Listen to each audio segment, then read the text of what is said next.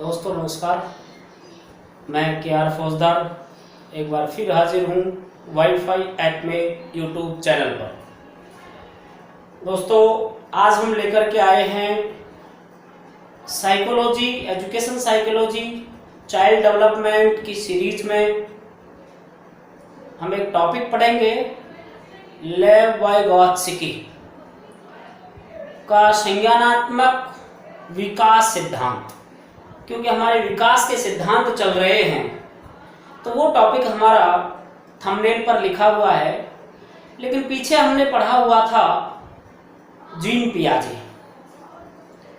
अब उसमें कुछ बातें और मैं बताना चाह रहा हूं जो अभी पहले बताऊंगा वो, उसके बाद में हम पढ़ेंगे लेव वाइगोत्स्की। क्योंकि प्रश्न जो हैं वो विभिन्न प्रकार के प्रश्न बनते हैं और उन सब पर हमको फोकस करना है। तो चलिए आगे समय नष्ट ना करते हुए देखिए, बात करना चाहेंगे हम कि बालक जो बाल विकास की हमारी बात हो रही है, इस बाल विकास में बालक की जो क्रियाएं होती हैं, इन बालक की क्रियाओं में दो प्रकार की क्रिया शामिल है। जो शारीरिक क्रिया है हमारी, उनमें भी दो प्रकार की क्रिया शामिल है। एक तो स्थूल पेशीय क्रियाएं और दूसरी होती हैं सूक्ष्म पेशीय क्रियाएं। तो समझना चाहिए हमको कि स्थूल पेशीय क्रियाएं तो क्या होती हैं और सूक्ष्म पेशीय क्रियाएं क्या होती हैं। ऐसा प्रश्न भी हमारे परीक्षाओं में आता है, पिछली परीक्षा में आया भी है। तो अपने को ये देखना है कि ये कौन सी क्रियाएं हैं और इनको क्या कहेंगे। तो स्थूल का मतलब होता है बड़ा और सूक्ष्म का मतलब होता है बारीक, शब्द के अर्थ के रूप में देखें तो ऐसी बारीक क्रियाएं क्या हैं। तो यदि हम स्थूल पेशीय क्रियाओं की बात करें, पिछली बार जो प्रश्न आया था दोस्तों, वो प्रश्न सिंपल आया था। स्थूल पेशीय क्रिया कौन सी है और सूक्ष्म पेशीय क्रिया कौन सी है, ये अपने को अगर पता है तो हम उसका आंसर निकाल सकते हैं। चलो मैं आपको वो प्रश्न बता ही देता हूं पहले।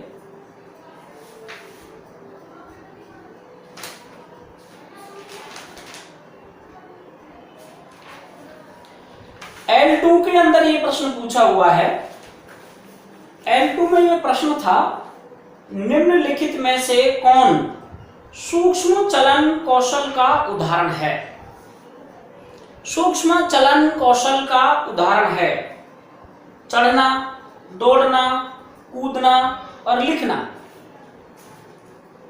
इस तरह सूक्ष्म पेशीय कौशल कह सकते हैं, सूक्ष्म चलन कौशल कह सकते हैं, कोई अंतर नहीं है। तो सूक्ष्म पेशीय कौशल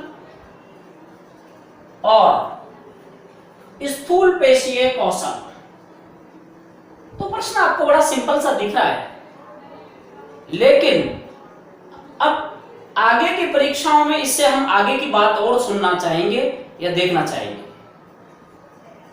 अब मान लो ये पूछ लिया जाए कि ये अभी जो प्रश्न देखा उसमें ये जो हमने देखा चढ़ना, कूदना, दौड़ना और लिखना, आसानी से निकाल लिया हमने।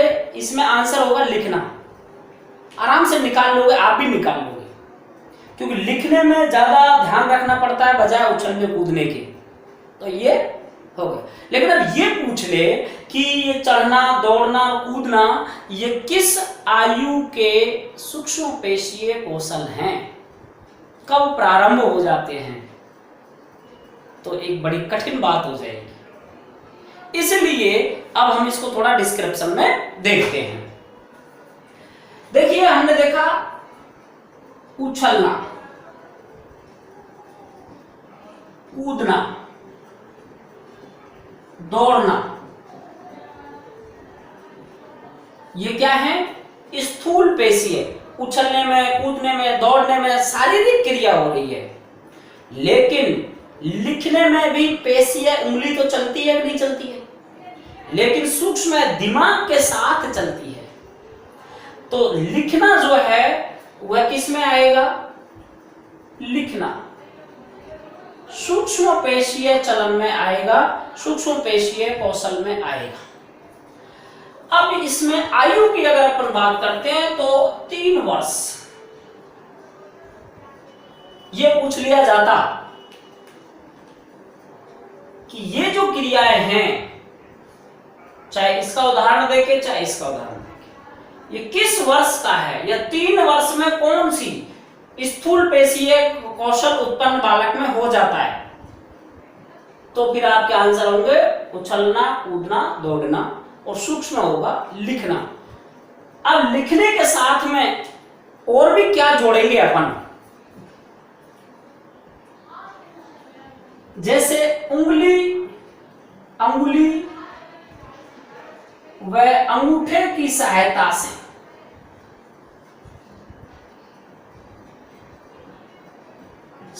से वस्तु को उठाना,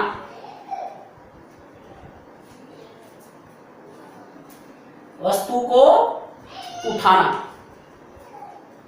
ये कोई वस्तु रखी है,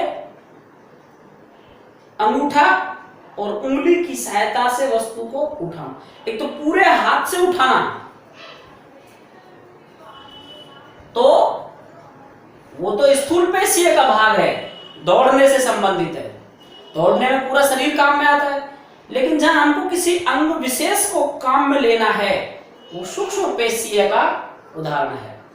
ऐसे लिखने में भी क्या होता है, यही तो काम आता है, ये ध्यान रखना। इसके अलावा अगर हमको कोई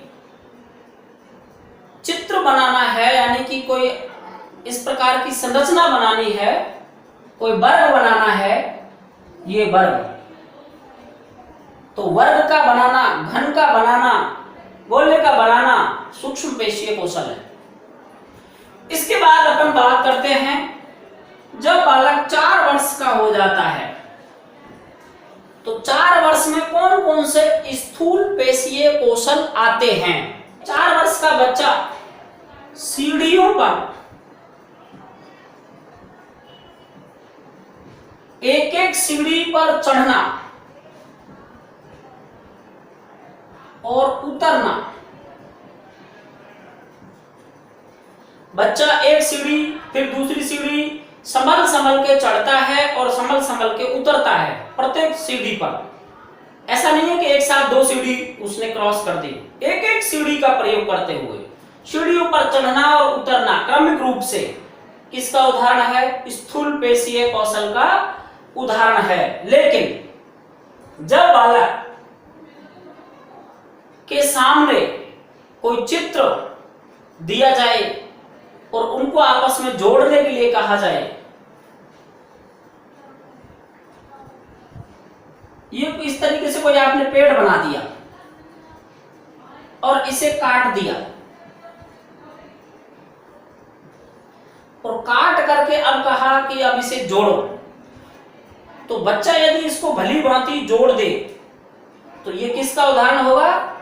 सूक्ष्म पेशीय कौशल का उदाहरण होगा। वस्तुओं को जोड़ना, तो चित्रात्मक पहेली को जोड़ना, चित्रात्मक पहेलियों को, पहेली कहें या चित्र कहें या चित्र रूप कहें, उनको जोड़ना।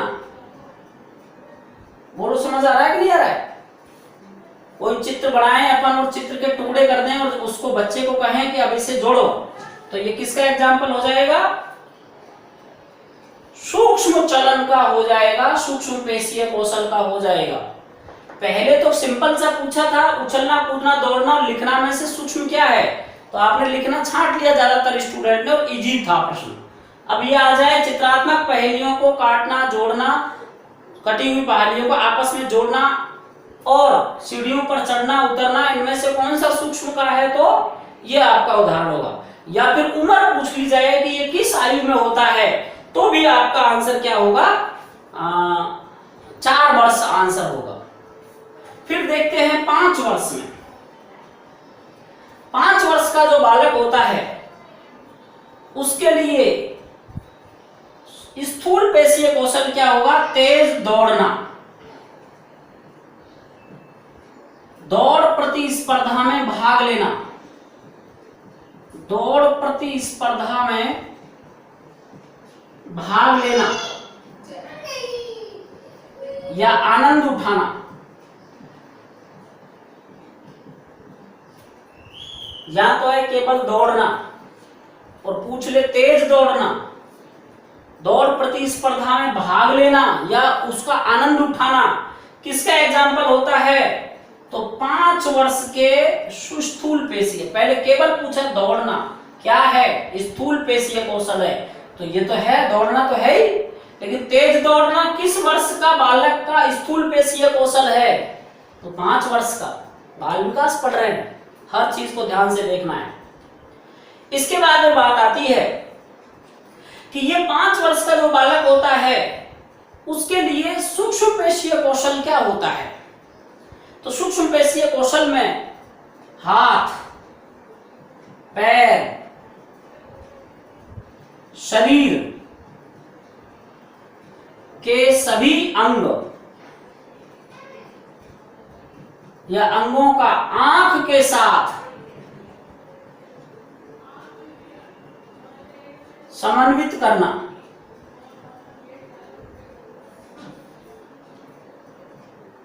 समन्वित करना, ये होता है। तेज दौड़ना, दौड़ प्रतिस्पर्धा में भाग लेना, ये तो हो गया स्थूल पेशीय। और हाथ पैर, हाथ जैसे हमारी नजर जा रही है उसी तरफ हाथ का संचालन, आंख के साथ में, नजर के साथ में, शरीर का मोशन, किसी पैर का मोशन आंख के साथ में, कॉम्बिनेशन। जैसे हम लिखते हैं तो आंख नाक कानों का सबका क्या होता है? कॉम्बिनेशन होता है, सुनते जाते हैं, लिखते जाते हैं। ये किसका उदाहरण है? सूक्ष्म पेशीय कौशल का उदाहरण है। तो ये अपने को थोड़ा सा अंतर पता होना चाहिए कि किस में क्या होता है। समझ आया होगा? आप अगर पिक लेना चाहें तो पिक ले सकते हैं 2 सेकंड में, फिर आगे अपन और चलते हैं।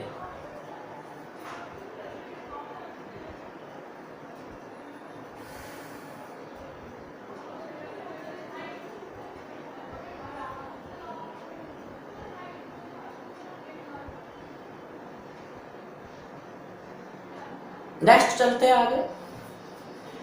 उसके बाद में एक शब्द होता है प्रतिवर्त क्रिया। तो बालक की जो प्रतिवर्त क्रियाएं हैं वो किन नामों से जानी जाती हैं?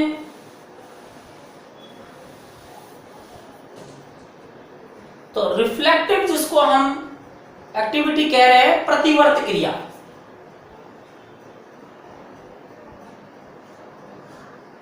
आपको थोड़ा सा अलग मैटर लग रहा होगा, नया मैटर लग रहा होगा, लेकिन बहुत इंपॉर्टेंट है। परीक्षाओं में नई नई चीजें जो आ रही हैं उनका जवाब देना पहले से, देखो पेपर में आने के बाद जवाब देना आसान होता है, लेकिन पहले से हम उस चीज को ये सोच के चलें, पढ़ के चलें, देख के चलें कि ये भी आ सकता है, ये बड़ा कठिन होता है।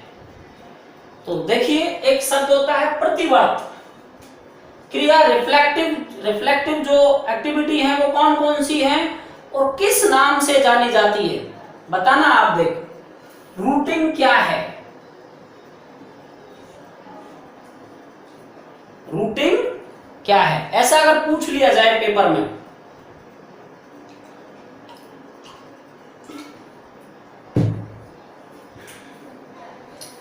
रूटिंग एक प्रतिवर्त क्रिया है, रिफ्लेक्सिव एक्टिविटी है। अब रूटिंग में होता क्या है ये पूछ लिया जाए, रूटिंग क्या है, तो एक आंसर तो हो गया प्रतिवर्त क्रिया है, लेकिन रूटिंग होता क्या है? तो बच्चे के गाल पर हाथ लगाने पर, बच्चे के गाल पर, गाल कहो मुंह कहो, हाथ लगाने पर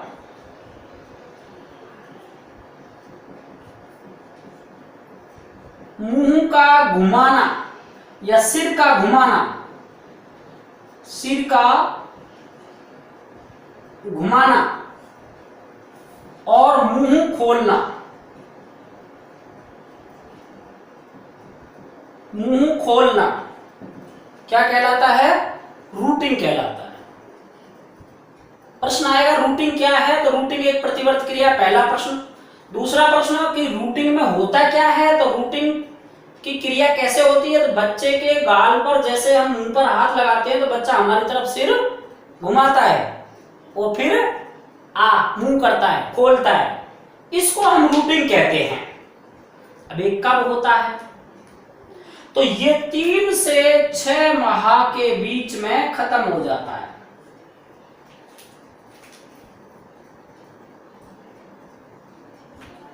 जन्म लेता है बच्चा, उसके बाद में जब बच्चे के मुंह पर उंगली लगाते हैं और वो सिर घुमाता है, वो कहलाता है रूटिंग। और रूटिंग की क्रिया कब समाप्त हो जाती है, ये पूछा जाए। प्रश्न नंबर 3, पहला प्रश्न तो यह रूटिंग क्या है, एक प्रतिवर्त क्रिया है। रूटिंग में क्या होता है, तो रूटिंग की व्याख्या आपने देखी। और रूटिंग कब समाप्त हो जाता है, तो 6 माह में।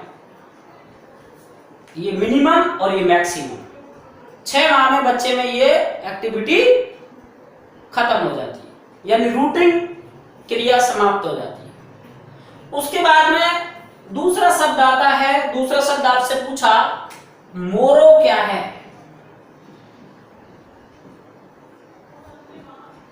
मोरो क्या है, तो मोरो एक प्रतिवर्त क्रिया है, रिफ्लेक्सिव एक्टिविटी है। अब ये क्या होती है, तो पहला आंसर तो हो गया क्या है, प्रतिवर्त क्रिया है। अब होती क्या है मोरो, तो कहीं अगर शोर हो रहा हो, तेज शोर होने पर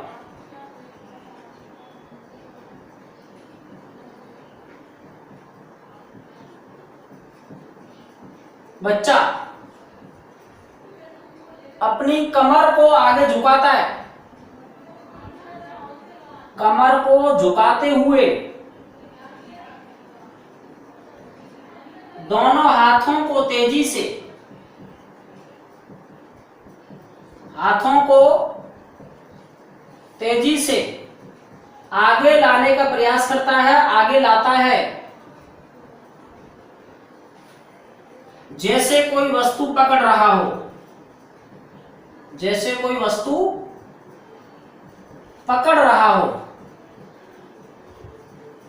ये क्या कहलाता है, मोरो कहलाता है। देख लो आप कि एक बच्चा जो है तेज शोर होने पर, कहीं पर तेज आवाज हो रही है, अचानक से कोई तेज आवाज हुई, तो बच्चा क्या करेगा, ऐसे झुकेगा और दोनों हाथ आगे लाएगा और उसे पकड़ेगा, दोनों हाथों को ऐसे करेगा। ये क्या कहलाता है, मोरो कहलाता है। और ये मोरो कब खत्म हो जाता है, तो वही 6 से 7 माह में खत्म हो जाता है। ये भी ध्यान रखने की बात है। हालांकि ये जो शब्द है शोर, शोर के प्रति जो अनुक्रिया होगी वो आज भी होगी। तो शोर के प्रति जो अनुक्रिया होती है वो स्थायी होती है। अनुक्रिया कैसी होती है, स्थायी अनुक्रिया होती है। अभी हम पढ़ रहे हैं, आप भी पढ़ रहे हैं, अचानक से कोई एक बम फट जाए तो आपकी भी क्या होगी, अनुक्रिया होगी उसके प्रति। आप देखेंगे क्या हुआ, वो अनुक्रिया कहलाएगी। लेकिन यह प्रतिवर्त क्रिया, रिफ्लेक्स जो है, वो बच्चे में कब समाप्त होता है, तो आप बताएंगे 6 से 7 माह में। शोर के प्रति बच्चे का अनुक्रिया करना क्या कहलाता है, मोरो कहलाता है। ठीक है। नेक्स्ट, पकड़ना। पकड़ना भी एक क्या होती है, प्रतिवर्त क्रिया होती है। अब ये प्रतिवर्त क्रिया कैसे होती है वो देखिए। बच्चे की हथेली होती है, इस हथेली पर हम अंगूठे से, पेन से जब जोर लगाते हैं इस बीच में, तो बच्चे की उंगली इस वस्तु के चारों ओर आएगी और इसे घेर लेगी। इसे कहते हैं पकड़ना। तो हथेली को दबाने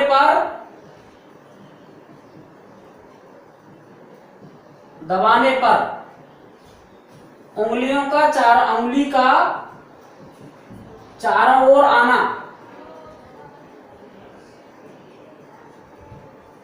और ये कब होता है? तो 4 से 6 माह में, लगभग वही 6 महीने के आसपास सारी क्रिया हो रही है। ये होता है पकड़ना, ये भी एक रिफ्लेक्स है। नेक्स्ट है बेबिंस्की।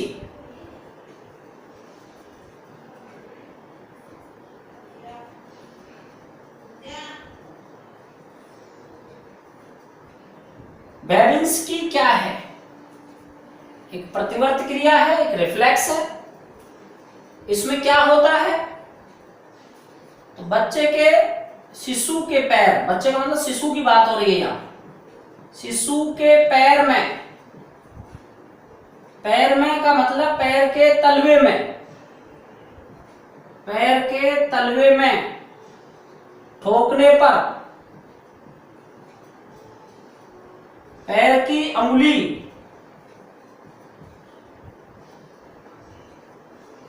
पहले पीछे की ओर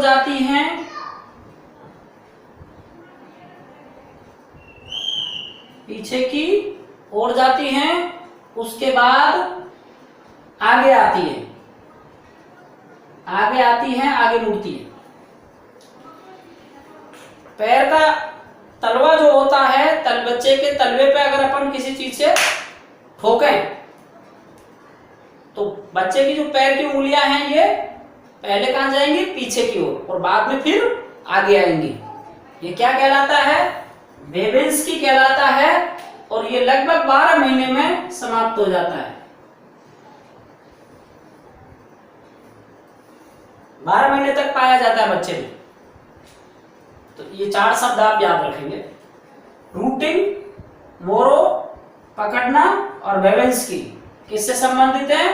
प्रतिवर्ती क्रियाओं से संबंधित है, रिफ्लेक्स है। क्या है अर्थ? ये भी मैंने आपको बताया। तो ये बात थी हमारे पिछले टॉपिक से रिलेटेड। अब हम नेक्स्ट आगे पढ़ते हैं ली वाइगोत्स्की का संज्ञानात्मक विकास सिद्धांत। लेव वाइगोत्स्की ने क्या कहा है? लेव वाइगोत्स्की ने यह कहा है कि बच्चे में जो भाषा का विकास होता है या बच्चे का जो विकास होता है वह यह संज्ञानात्मक विकास होता है, वह सामाजिक कारकों से प्रभावित होता है। किससे प्रभावित होता है? सामाजिक कारकों से प्रभावित होता है। तो लेव वाइगोत्स्की का संज्ञानात्मक विकास सिद्धांत, इसमें सबसे महत्वपूर्ण बात क्या है कि बच्चे पर सामाजिक कारकों का प्रभाव पड़ता है। सामाजिक कारकों का प्रभाव पड़ता है। सामाजिक कारक का मतलब है उसके आसपास में किस प्रकार का वातावरण वो देख रहा है, किस माहौल में वो रह रहा है, किन लोगों के बीच में रह रहा है। तो उन लोगों का उस पर, उसकी भाषा पर, उसके व्यक्तित्व पर, उसके विकास पर पूरी तरह से प्रभाव पड़ता है।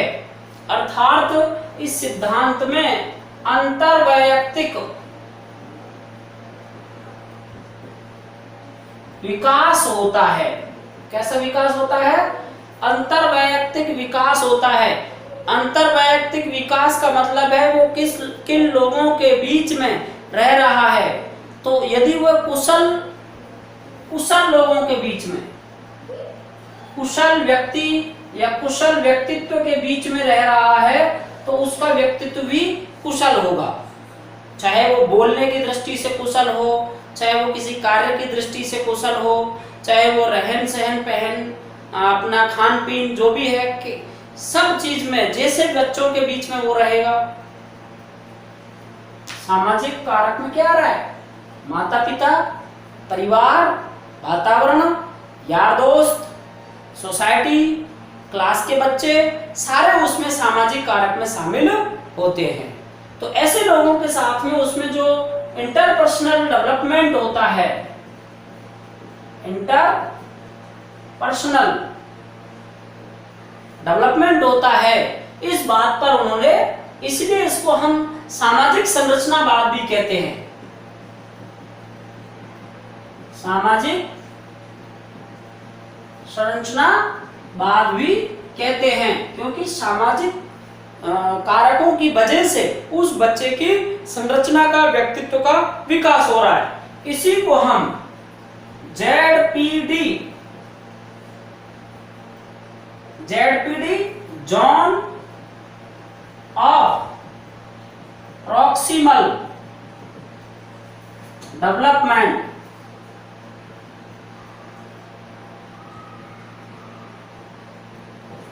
Zone of proximal development. Proximal अर्थात जिन लोगों के साथ में वो रहेगा वैसा ही वो क्या होगा, सीखेगा। ठीक है। समीपस्थ क्षेत्र विकास सिद्धांत हिंदी में क्या कहलाता है? ये समीपस्थ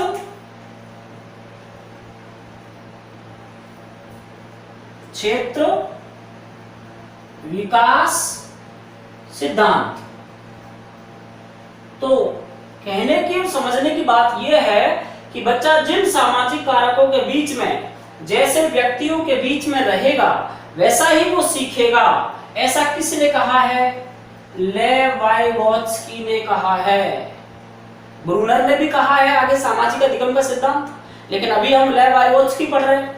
तो लेवाइगोत्स्की ने भी ये बात कही है कि उसके संज्ञान पर, उसकी समझ पर, उसके दिमागी संरचना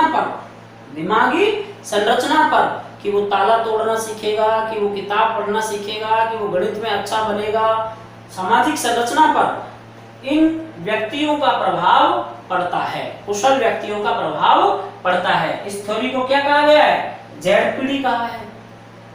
और क्या कहा है? देखो, जब ये बात करते हैं भाषा विकास की, कौन? लेवाइगोत्स्की।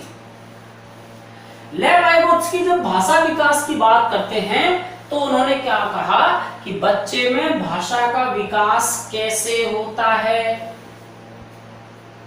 ये बात देखिए। और बहुत इंपॉर्टेंट चैप्टर है ये आपका परीक्षा के लिए, और इसमें से ज्यादातर बच्चे प्रश्न गलत करके ही आते हैं, लेकिन अपने को गलत नहीं करना है, इसलिए ध्यान से पढ़ना है। देखिए, इन्होंने कहा कि 2 वर्ष में बच्चे में भाषा और विचारों का और विचार का समागम होता है। यानी जब बच्चा 2 वर्ष का हो जाता है तो बच्चे के विचार और भाषा दोनों आपस में मिल जाते हैं। हालांकि भाषा का और विचार का जो विकास है वो अलग अलग होता है। विकास कैसा होता है? अलग अलग। अब मैं ऐसा क्यों कह रहा हूं? अर्थात अब भाषा को विचार मत समझ लेना और विचार को भाषा मत समझ लेना, क्योंकि भाषा तो क्या है? विचार को अभिव्यक्त करने का माध्यम। जैसा विचार हमारे दिमाग में आ रहा है उसको हमने उस भाषा के माध्यम से बता दिया। जैसा मेरे दिमाग में विचार आ रहा है वैसा मैंने आपको हिंदी भाषा के माध्यम से बता दिया। कोई इसी बात को अंग्रेजी भाषा में भी बता सकता है, कोई इसी बात को जर्मन, फ्रेंच लैंग्वेज, संस्कृत, किसी भी भाषा में समझ सकता है। तो भाषा का जो विकास होता है वो अलग अलग होता है, और 2 वर्ष से पहले ये जो विचार होते हैं वो कैसे होते हैं? विचार ये पूर्ववाचिक होते हैं।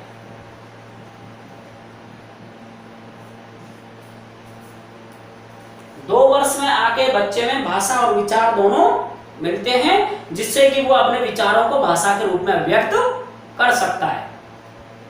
यहां से 2 प्रश्न आए, 2 पीछे आपने पढ़ा, उसमें भी मैंने आपको बताया सूक्ष्म कौशल का, और यहाँ से भी 2 प्रश्न आए हैं पिछली परीक्षा में, और आगे भी आएंगे, वो भी बताऊंगा आगे, पहले सुन ले। पूर्ववाचक होता है 2 वर्ष से पहले। पूर्ववाचक का मतलब है कि वो बोल नहीं सकता, बोल नहीं सकता, उसके मन में जो विचार आ रहे हैं उनको वो उद्गार नहीं कर सकता। तो 2 वर्ष से पहले जो विचार होते हैं वो पूर्ववाचिक उद्गार के रूप में होते हैं, लेकिन उनको हम देखते कैसे हैं, तो क्रियाओं के द्वारा, क्रियाओं के द्वारा बच्चे में क्या विचार आ रहे हैं, इसको हम किस में देख सकते हैं, बच्चे की क्रियाओं में। कब? 2 साल से पहले। 2 साल का बच्चा हो जाता है, वो अपने विचारों को भाषा के माध्यम से, हाँ ये अलग है कि वो पूरा वाक्य नहीं बोलेगा, कोई बात नहीं, छोटे छोटे शब्दों में बता देगा। अभी शब्दों की भी बात करेंगे अपन, किस आयु में कितने माह में बच्चा कितने शब्द बोलता है वो भी बताएंगे। लेकिन ये देखिए कि 2 साल से पहले ये जो विचार होते हैं वो कैसे पेपर में कैसे आएगा, भाषा और विचार दोनों का सम्मिलन, मिश्रण किस आयु में हो जाता है? 2 वर्ष में। या बच्चे की भाषा विचार पर आधारित कब हो जाती है? 2 वर्ष में। प्रश्न होगा 2 वर्ष से पहले बच्चे में विचार उत्पन्न होते हैं, हाँ होते हैं, तो उनको किस में देखा जाता है? बच्चे की क्रियाओं में, बच्चे की क्रियाओं में। तो उनके जो अनुभव हैं, उनकी जो क्रिया है, उनकी जो क्रिया है, उन क्रियाओं में हम अनुभव कर सकते हैं कि बच्चा क्या सोच रहा होगा। ठीक है सर, आगे चलते हैं। अब इसके बाद में यदि हम बात करें कि बच्चा जो होता है, उस बच्चे में जब जन्म लेता है तो उस समय बच्चे में किस तरीके से, भाषा तो होती नहीं है, तो विचार की अभिव्यक्ति कैसे करता है? तो बच्चा जब जन्म लेता है तो स्वतः सहज परिवर्त क्रिया, स्वतः सहज प्रतिवर्त क्रिया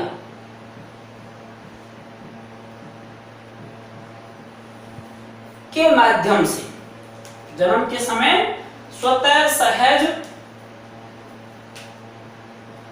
प्रतिवर्त क्रिया के माध्यम से बच्चा अपने विचारों को बताता है। और ये क्रिया कौन सी है? रोना। ये कौन सी क्रिया है? रोना। जब बच्चा किसी परेशानी में होता है, जब बच्चा किसी परेशानी में होता है, किसी भी प्रकार का कष्ट उसे होता है, तो वह उसको रोने के रूप में क्या कर देता है? हमको अनुभव करा देता है, अनुभव करा देता है। और ये क्या है? प्रतिवर्त क्रिया है, रिफ्लेक्ट क्रिया है। अब इस रोने के साथ में धीरे धीरे बच्चे का क्या होता है? चिंतन बढ़ता है, किसी भी कार्य के प्रति चिंतन बढ़ता है, संप्रत्यात्मक चिंतन बढ़ता है कि मुझे माँ दूध कब पिलाएगी, मैं रोऊंगा तब। यहां तो क्या होता है? भूख जब लगेगी तो बोल तो सकता नहीं है, इसीलिए वो क्या करेगा? स्वतः सहज प्रतिवर्त क्रिया में रोना, और रो करके वो हमको एहसास करा देगा। लेकिन धीरे धीरे जब वो बच्चा और आगे 2, 4, 6 महीने का होता है, तब वो क्या करता है? तब वो चिंतन करता है। वो चिंतन करता है, संप्रत्यात्मक चिंतन हम कह सकते हैं।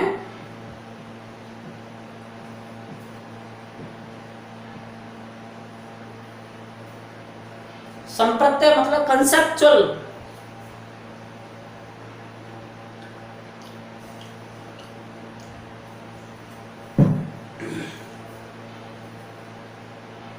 किसी भी चीज के बारे में बच्चा जब संप्रत्यात्मक चिंतन करता है कि कब अब कौन सा काम होगा, तो ये किस पर आधारित होता है? यदि हम बात करें तो संप्रत्यात्मक चिंतन बालक की आंतरिक जो भाषा होती है, आंतरिक भाषा, इस भाषा की गुणवत्ता पर,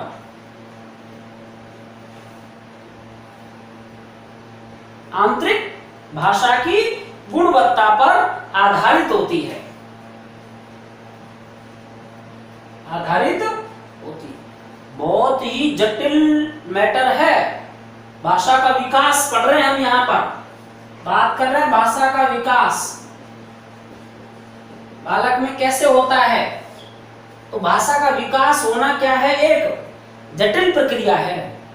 तो इस जटिल प्रक्रिया में देखें कि बालक का जब संप्रत्यात्मक चिंतन होता है, यानी वो किसी चीज के बारे में सोचता है, तो वो कैसे सोचता है, उसमें वो सोचना, चिंतन करना किसी बच्चे में कम होता है, किसी में ज्यादा होता है। देखो दर हर एक बच्चे में क्या होती है, अलग अलग। सीखने की दर क्या होती है, अलग अलग होती है, ठीक है।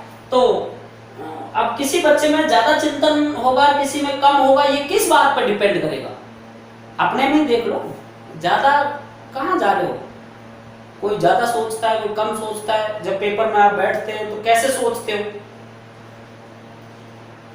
तो वो आंतरिक भाषा पर या आंतरिक भाषा की गुणवत्ता,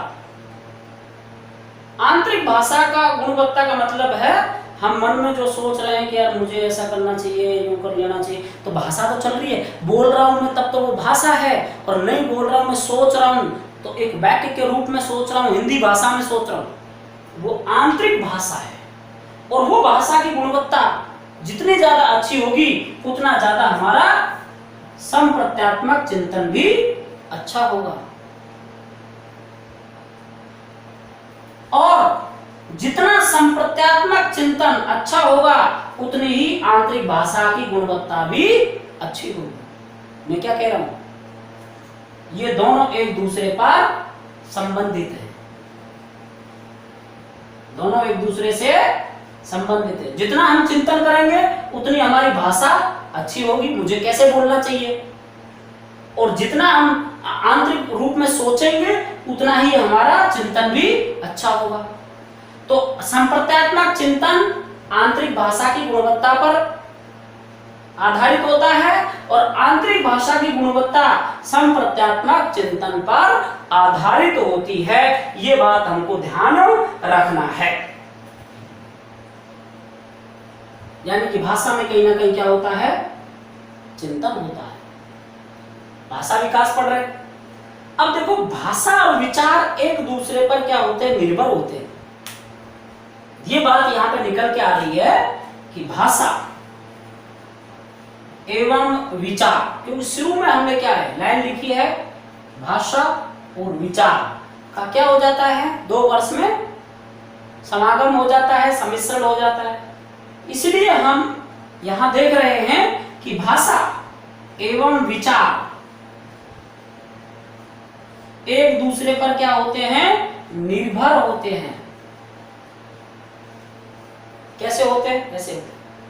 संप्रत्यात्मक चिंतन यानी विचार और भाषा दोनों एक दूसरे पर आधारित होते हैं, संबंधित होते हैं, और विकसित होते हैं, निर्भर होते हैं। चले आगे। इसके बाद देखो, अब कुछ एक तरीके से फैक्ट की बात आती है कि कितने समय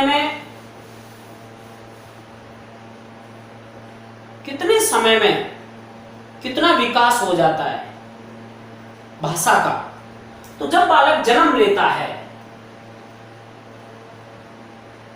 तो पहली बात तो भाषा क्या है, एक जटिल प्रक्रिया है, ये ध्यान रखना है। भाषा क्या है, एक जटिल प्रक्रिया है, और भाषा सभी जीवों में पाई जाती है, लेकिन मनुष्य की भाषा सबसे ज्यादा श्रेष्ठ मानी गई है, सर्वश्रेष्ठ है। भाषा सभी जानवरों में भाषा होती है, प्राणियों में। आपने चिंपैंजी, तोता, चूहा, विभिन्न कबूतर, विभिन्न पशु पक्षियों पर अधिगम के सिद्धांतों में बीएड में, एसटीसी में पढ़ाई होगा, तो उनमें भी भाषा तो थी, लेकिन मनुष्य में सर्वश्रेष्ठ भाषा होती है और ये भाषा सबसे ज्यादा जटिल होती है। और इस जटिल भाषा को सीखने की जो दर है, सीखने की दर वो अलग अलग होती है।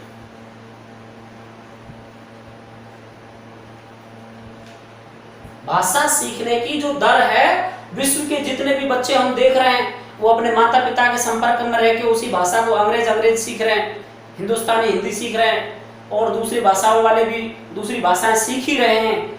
लेकिन जब हम देखें सभी बच्चे क्या एक समान सीखते हैं? नहीं, हिंदुस्तान में देख लो, सीखने की जो दर है वो कैसी होती है? अलग अलग होती है। और कैसे सीखते हैं? तो फैक्ट के रूप में आप देखेंगे, जन्म के समय बच्चा क्रंदन करता है, क्रंदन की ध्वनि करता है।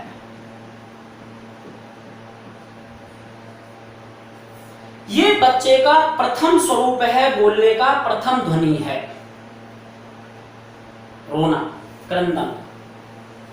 बच्चे की प्रथम ध्वनि क्या है, ऐसा पूछा जाए, बच्चे की प्रथम ध्वनि तो वो क्या है? क्रंदन, रोना। सबसे पहले बच्चा रोता है, उसके बाद में क्या होता है? धीरे धीरे हम देखते हैं कि बच्चा भूख प्यास के कारण या अन्य कोई ठंड गर्मी सर्दी के कारण रोता है, तो वो रोता है, लेकिन वो अविभेदित रोता है। ये रोना कैसा होता है? अविभेदित। रोने में भी विभेद होता है, यानी अलग अलग तरीके से रोते हैं। आज आप जो रोते हैं वो रोना किसी को दिखाई नहीं देता है। आज भी व्यक्ति बड़ा हो जाता है, वयस्क हो जाता है, प्रौढ़ हो जाता है, तो अंदर अंदर रोता है कि नहीं रोता है, लेकिन वो किसी को दिखाई नहीं देता है। इसी प्रकार से जो बच्चा होता है वो जब रोता है वो अविभेदित रोता है। जन्म के शुरू के 2-4 महीने में बच्चा कैसा रोता है? भूख प्यास के कारण या कोई जो भी उसको आवश्यकता हो रही है, उसके रोने में कोई विभेद नहीं होता, पता ही नहीं चलता ये क्यों रो रहा है। फिर हम अलग अलग ट्राई करते हैं, कभी उसको दूध पिलाते, कभी उसको हवा करते, गर्मी में ठंड में कपड़े में लपेटते। जो प्रयास सफल हो जाता है वो क्या है? सही है। तो वो क्या था? अविभेदित रोना था। इसलिए बालक जन्म के समय जब रोता है या महीने 2 महीने तक जो रोता है वो अविभेदित होता है। बाद में ये रोना भी क्या हो जाता है? रोने में अंतर आता है, रोने में अंतर आ जाता है।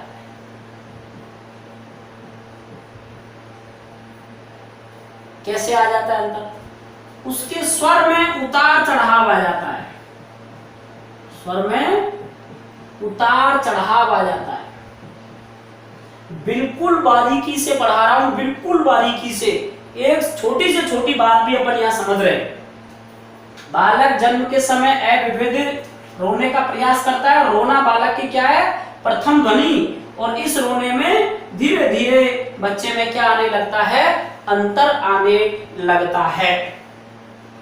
ठीक है सर। उसके बाद में बच्चा प्रसन्नता के भाव भी व्यक्त करता है। आ उ इस तरीके के ये ध्वनि निकलने लगती है। इसके बाद में जब बच्चे फिर बात आती है, यानी कि छोटा जो बच्चा होता है 3 महीने का, 4 महीने का, वो अपनी प्रसन्नता किस में दिखाएगा? आ उ ऐसे कुछ ना कुछ वर्ड बनेंगे, यानी अक्षर बनेंगे, ध्वनि बनेगी। आ उ की ध्वनि कह सकते हैं इनको, स्वतंत्र ध्वनि। तो स्वतंत्र ध्वनि जब इसमें बन रही है तो उसमें वो प्रसन्नता दिखा रहा है, रोने में भी उसके उतार चढ़ाव आ रहा है। लेकिन 6 माह का जब बालक हो जाता है तो यहां पर बच्चा बलबलाना चालू कर देता है।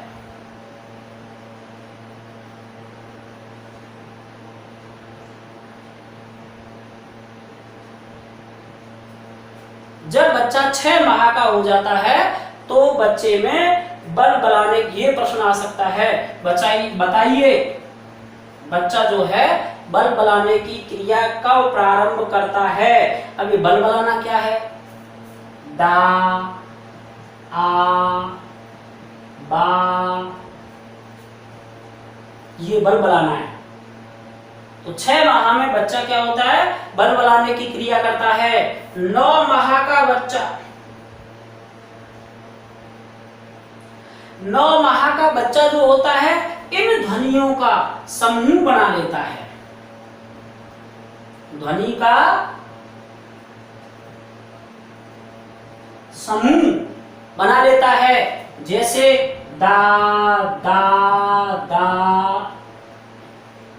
रिपीटेशन करता है, दा दा दा दा बा बा बा बा। इस तरीके से कई प्रकार के वो शब्दों का रिपीटेशन करता है। इसको हम शब्दानुकरण कहते हैं। क्या कहते हैं? शब्दानुकरण कहते हैं। उसके बाद में 1 वर्ष का बच्चा,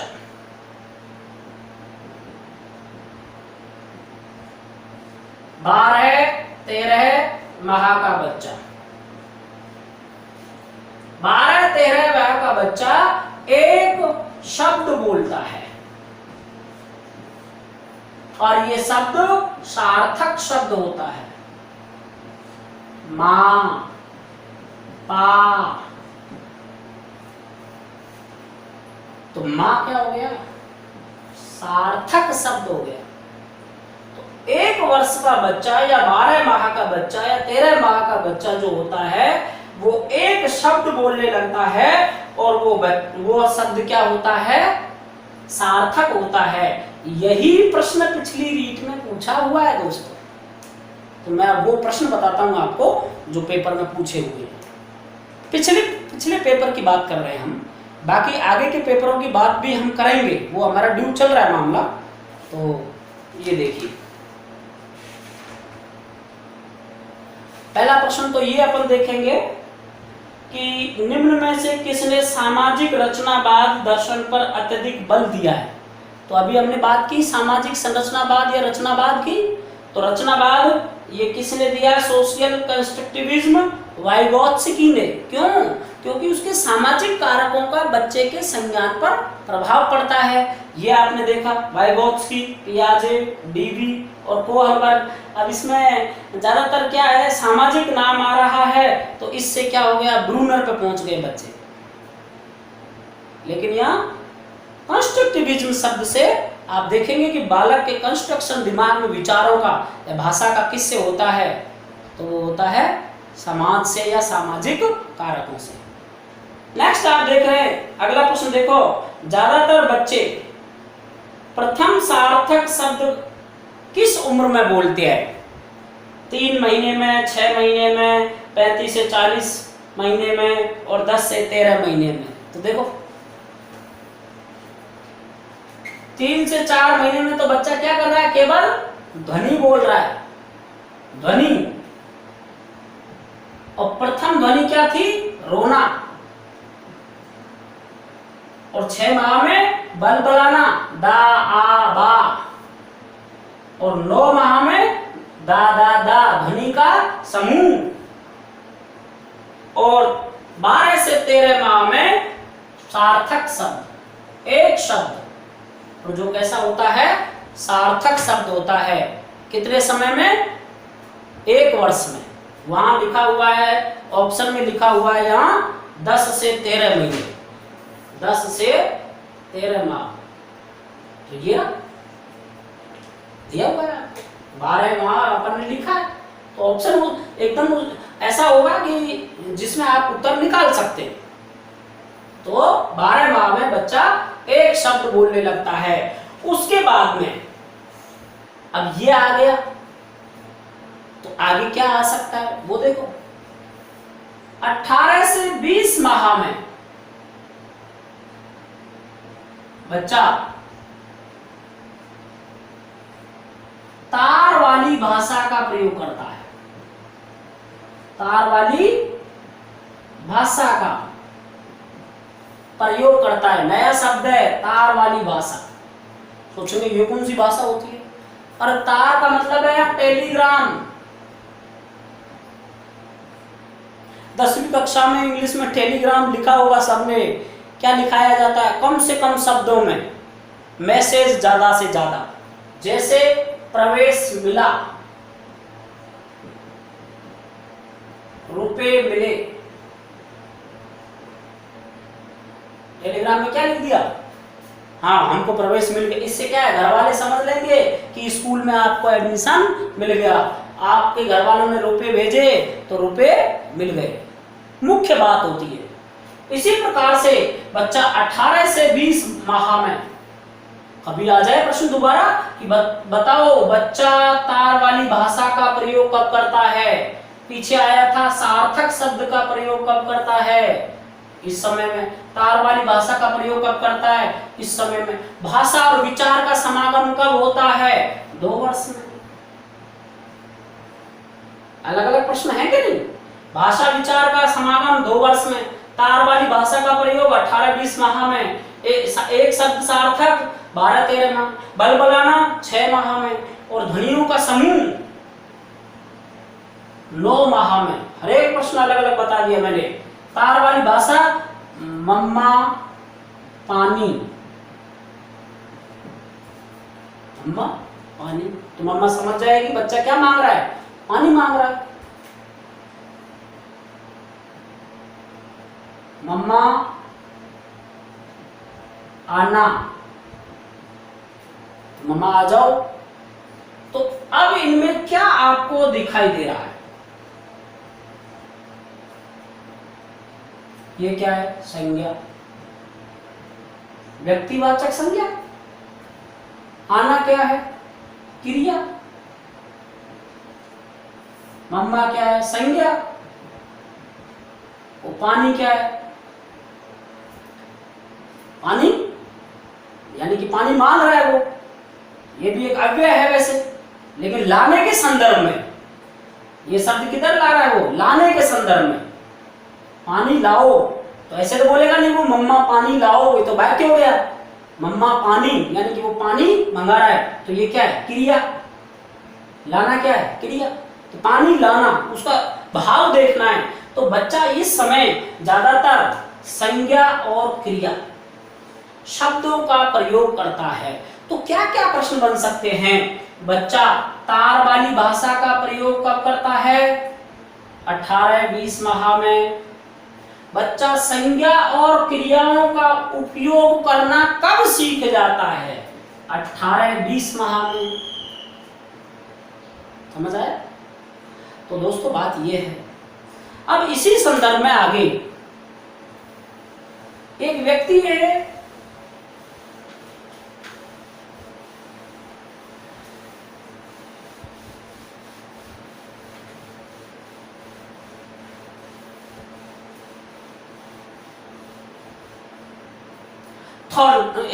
स्किनर, BF स्किनर। आपको पता है ये कौन है? ये व्यवहारवादी है। इन्होंने क्या कहा, यहीं के देख लो, पूछ सकते हैं कि व्यवहारवादी BF स्किनर बच्चे में भाषा का विकास किस माध्यम से सीखता है, भाषा का विकास होना किस माध्यम से बताता है, कैसे बताते हैं? तो BF स्किनर कहते हैं कि बच्चे में जो भाषा का विकास होता है वो व्यवहारवाद के द्वारा होता है। बोले साहब कैसे होता है व्यवहारवाद के द्वारा? तो उन्होंने कहा साहचर्य के द्वारा होता है, अनुकरण के द्वारा होता है और पुनर्बलन के द्वारा होता है। पुनर्बलन के द्वारा होता है। क्यों? व्यवहारवाद में क्या होता है? व्यवहारवादी वही है जिसमें साहचर्य का गुण पाया जाए, अनुकरण का गुण पाया जाए और पुनर्वलन का गुण पाया जाए, वो क्या है? व्यवहारवाद है। तो बच्चा भाषा कैसे सीखता है? इसके द्वारा साहचर्य का अर्थ उन्होंने कहा, जैसे हमने कहा ये क्या, बोतल, बोतल,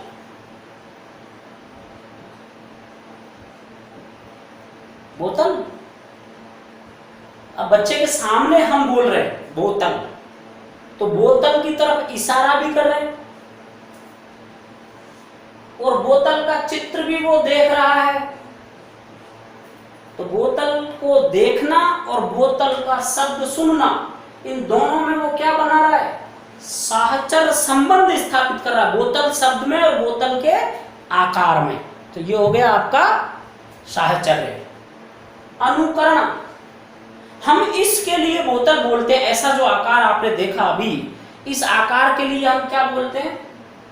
बोतल। तो बच्चा हमारा अनुकरण करता है बोतल, जैसे भी भाषा में करे, और जैसे ही वो टूटी फूटी भाषा में बोतल बोलेगा तो हम खुश होते कि नहीं होते? अरे वाह, आज तो इसने बोतल बोल दिया, बहुत अच्छा। तो हम खुश होते। तो हमारा जो मुस्कुराना है वही बच्चे के लिए क्या बन जाता है? पुनर्वलन। बच्चा सब समझता है, इसलिए पुनर्वलन। तो बीएफ स्किनर कह रहा है कि बच्चे में जो भाषा का विकास होता है वो साहचर्य के द्वारा, अनुकरण के द्वारा और पुनर्वलन के द्वारा होता है। लेवाइगोत्स्की कह रहा है जेड पीढ़ी से बच्चे का विकास होता है, और उसने पूरा समझा दिया जन्म से लेके, और बच्चा धीरे धीरे धीरे धीरे कैसे विकास करता है और भाषा और विचार का किस प्रकार से समागम होता है और कितने वर्ष में होता है। ये होता है 2 वर्ष में, ऐसा किसने कहा है? लेवाइगोत्स्की ने। तो दोस्तों, आज का ये टॉपिक हमारा यही समाप्त होता है। मैं समझता हूं आपको ये बहुत अच्छा समझ आया होगा, और आप इसके लिए अपना कमेंट दें, रिप्लाई दें, और निश्चित रूप से आपको आगे आने वाली परीक्षाओं में ये कहीं ना कहीं लाभ पहुंचाने वाला टॉपिक होगा, क्लास होगी। निश्चित रूप से आप इसका फायदा उठाएंगे। इसलिए मैं आपसे कहता हूं कि आप अपने वाईफाई ऐप में यूट्यूब चैनल पर बने रहें। आप इसको शेयर करें, सब्सक्राइब करें, लाइक करें। मैं बार बार आपको कह रहा हूं, तो आपका इतना फर्ज तो बनता है कि मेरी मेहनत के लिए आप लाइक के रूप में रिवार्ड दें। Okay, thank you. जय हिंद, जय।